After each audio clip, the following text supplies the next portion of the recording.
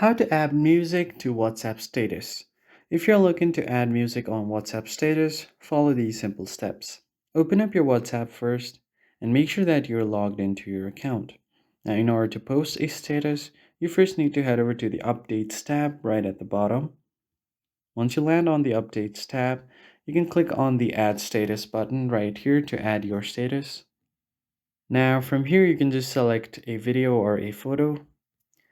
So here I have selected an image to post on my status, and on the top side you'll find different options like you can draw or edit, and then what you can also do is add text to here. And what you can also do next is tap on the stickers to add different kind of stickers. And then finally you'll have the music option. Tap on it. Now you can just search for a short artist or any song. So let me just search for something like this.